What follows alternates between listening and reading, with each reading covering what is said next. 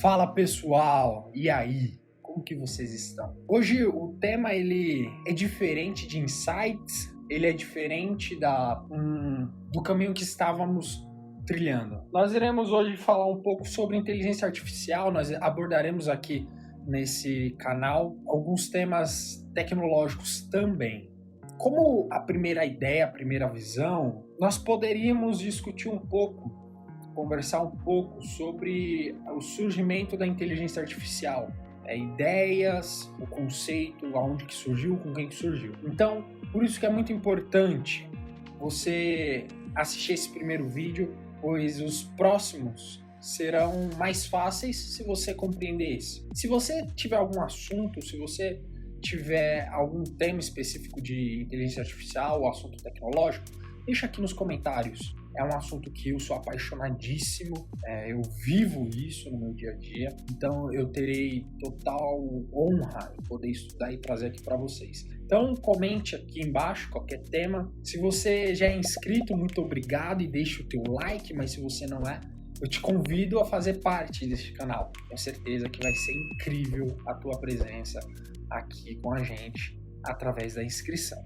Qualquer coisa, você me encontra no Instagram, Isaac_Micael, e manda um ADM lá que qualquer coisa nós trocamos alguma ideia por lá. Bora pro vídeo?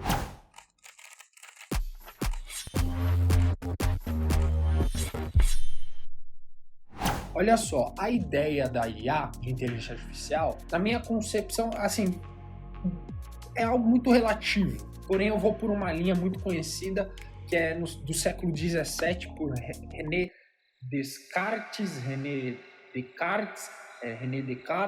que seja, por René, como o sobrenome dele tem algumas traduções, eu vou pelo primeiro nome, por René. René, ele traz uma ideia de que os animais, eles são máquinas com comportamentos previsíveis. Obviamente que ao longo do tempo, essa ideia de René acabou sendo confrontada e mostraram que não, os animais eles podem criar novos comportamentos, então não é algo programado. Mas o conceito da IA de que os animais, olha só, os animais eles são pré-programados, então eles têm comportamentos que aparentemente, René descrevendo a ideia, tá? Os animais eles têm comportamentos aparentemente inteligentes, mas não se passa de reflexos automáticos, pois eles não estão em consciência ou eles não teve alguma experiência subjetiva. Isso é um estudo limitante de René.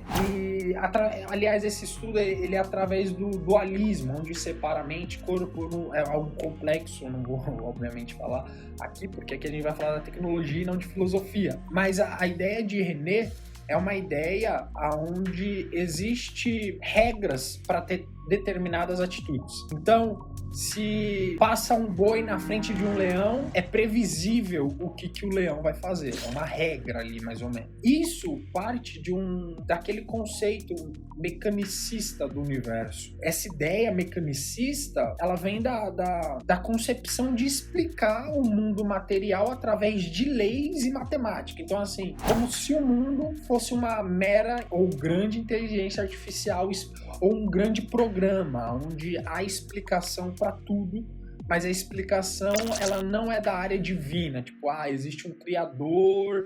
Não, eles queriam, quer dizer, René pelo menos tenta explicar regras e por que o universo funciona através daquelas regras. Meio que separa ali da divindade ou espiritualidade.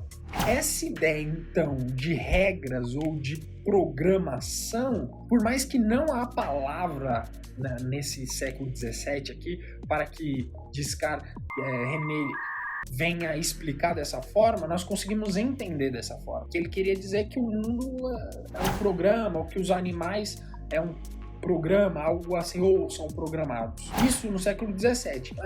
Em 1940 chega uma outra visão que segue, quer dizer, vem com essa bagagem. Por que, Isaac? Vamos lá, eu vou explicar para vocês. Em 1940, existe um matemático e criptoanalista, ele era britânico, Alan Turing. Aliás, existe um filme dele super legal, super legal. É O Jogo da Imitação, super legal mesmo.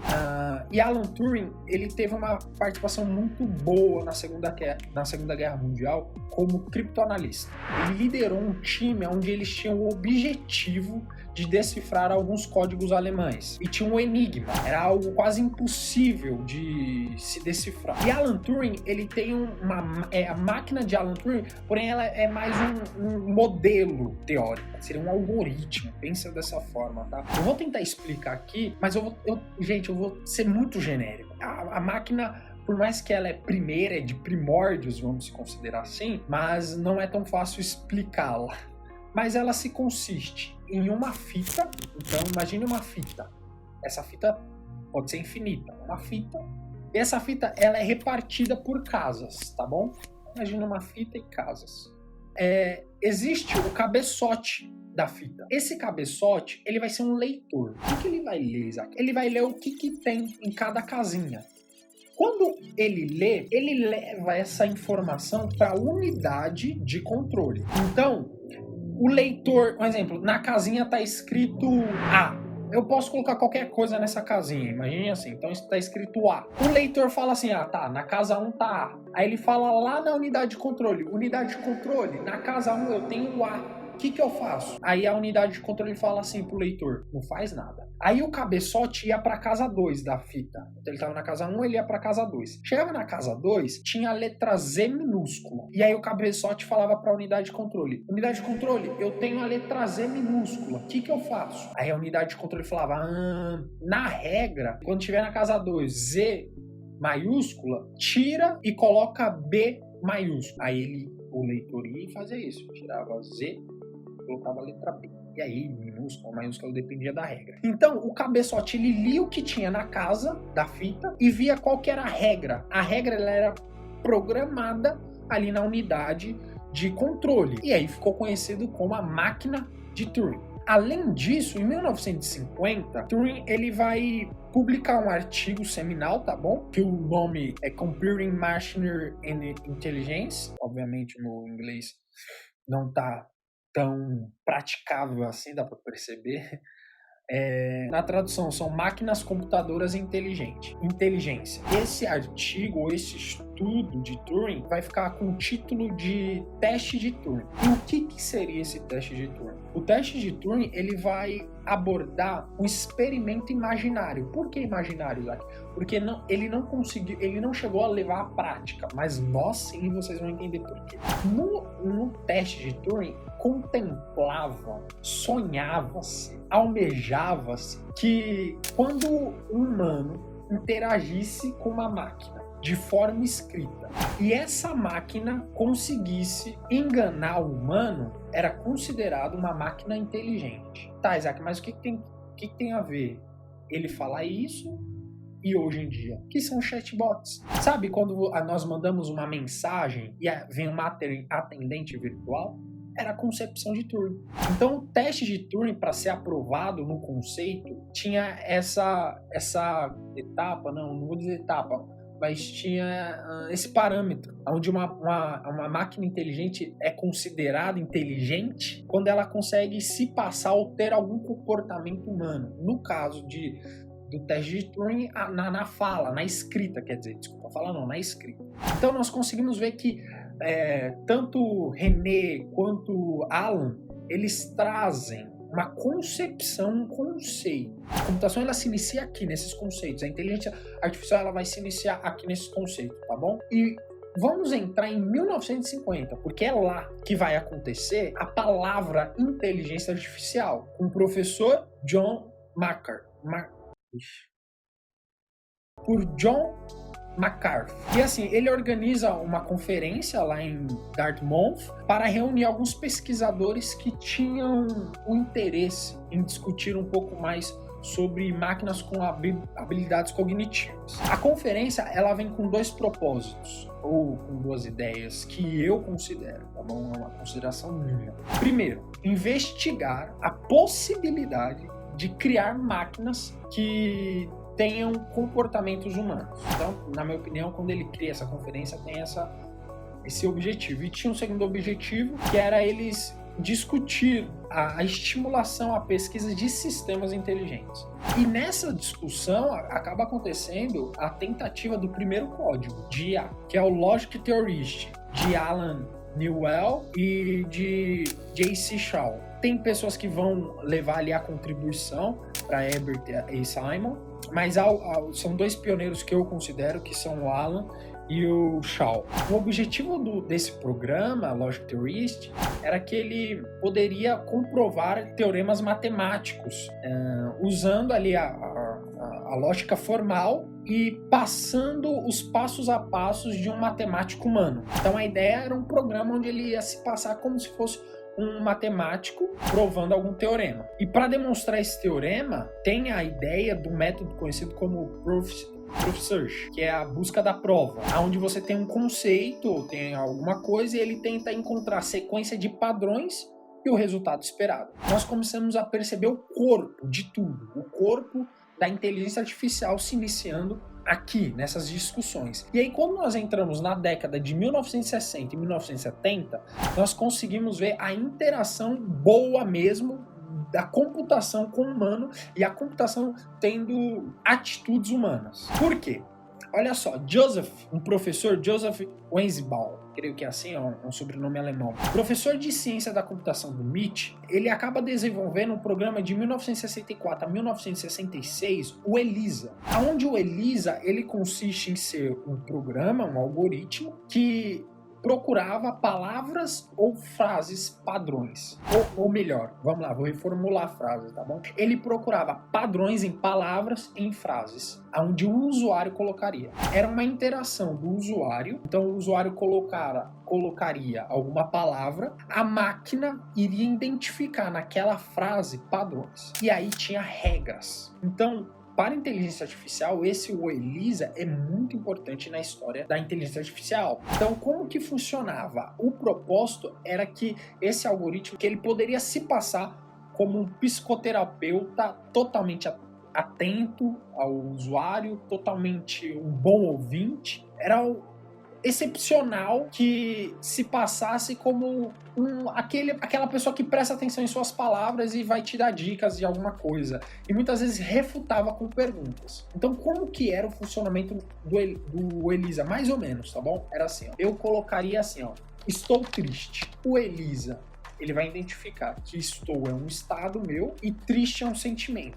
E sentimento, ele pode ser estimulado por alguma situação. O que o ELIZA iria ver? Ele ia procurar nas suas regras, quando está envolvendo o estado, o eu estou, e o sentimento, qual frase ele poderia me retornar. Então o ELIZA, ele tinha regras, ele me retornaria assim: o que está fazendo você ficar triste? Ou ele poderia perguntar: qual motivo você está triste? A partir daí, nós começamos a entender que a inteligência artificial, ela poderia entender regras. Da mesma forma que Alan Turing criou a máquina, e a máquina tinha unidades de controle, que seriam regras. Da mesma forma que René, no século XVII, também trouxe a visão de que o mundo poderia ser regido por regras das leis naturais ou matemática. Então nós percebemos que o século XVII, 1940, vai acabar impactando em 1970 e 70 com esse primeiro algoritmo. E aí nós entramos eu vou dizer aqui, etapa final do vídeo. Por que na etapa final do vídeo? Porque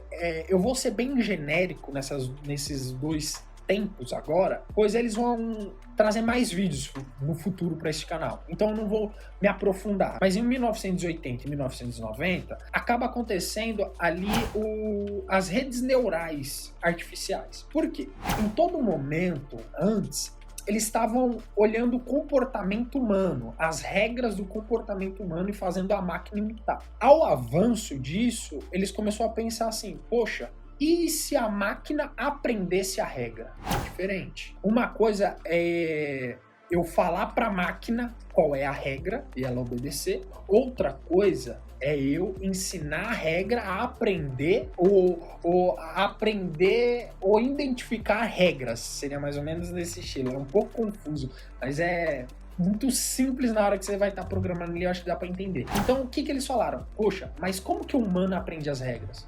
é na mente, no consciente. Então, existe o próximo avanço da tecnologia para inteligência artificial, que é o machine learning, o aprendizado de máquina. Eles tentam construir um cérebro. Inteligência artificial, ela vai se consistir nisso. Vai ter uma etapa que a inteligência artificial ela se consiste em criar um cérebro, que são as redes neurais artificiais. Que aí começa um belo de um estudo, onde começa a imitar o funcionamento do cérebro humano. Como que o cérebro humano aprende? A gente transfere isso para a máquina. Como que a gente vai ensinar ela a aprender? Como nós ensinaremos ela a aprender? Então, nós chegamos na última etapa dessa linha do tempo, que é no século XXI, onde processamento computacional tá ótimo, temos muitos dados, Big Data ou Big Data, que seja, que é a disponibilidade de muitos dados. E com isso, a gente puxa o gancho da Deep Learning, onde a Deep Learning ela é um vasto mundo, onde tem o reconhecimento de fala,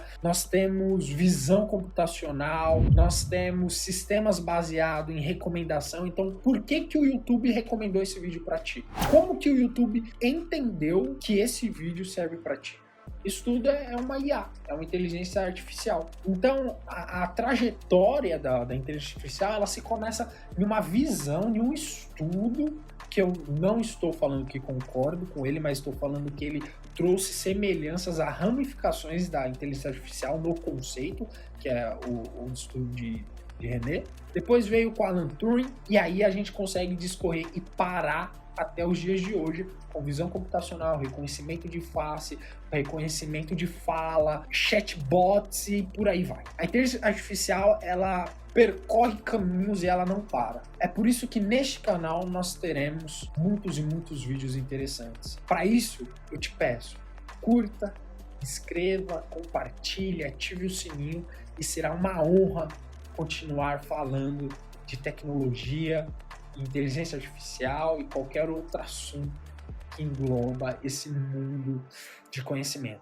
Conto com vocês para os próximos vídeos.